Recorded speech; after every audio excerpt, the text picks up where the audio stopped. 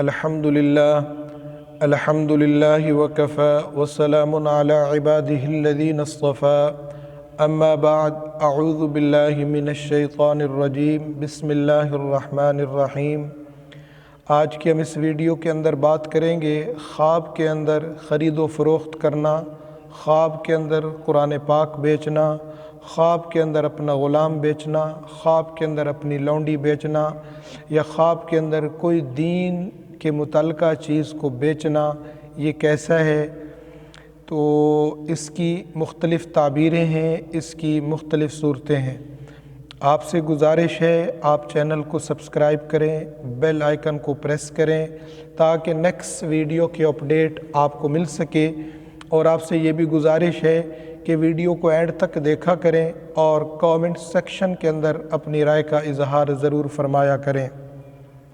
حضرت محمد بن سیرین رحمۃ اللہ تعالی علیہ فرماتے ہیں، خواب کے اندر قرآن شریف بیچنا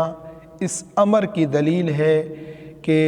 صاحب خواب کا دین اس کے نزدیک حقیر ہے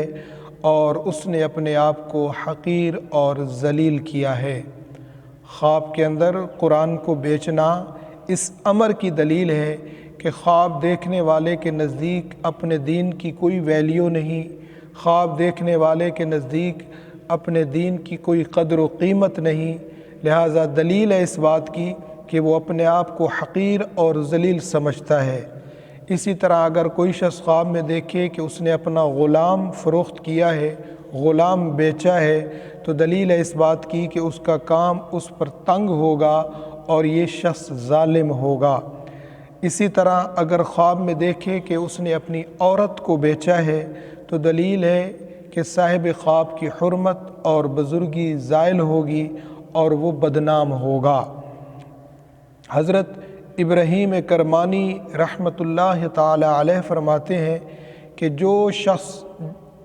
جو چیز دین میں پیاری ہے، جو دین کی متعلقہ چیز ہے، دین کے معاملے میں جس چیز کو پیارا عزت تکریم دی جاتی ہے، اگر خواب کے اندر کوئی شخص ایسی چیز بیچتا ہے تو اس کا خریدنا تو اچھا ہے لیکن اس کا بیچنا برا ہے، صاحب خواب کے لیے اچھا نہیں، اس کے انجام کے لیے اچھا نہیں۔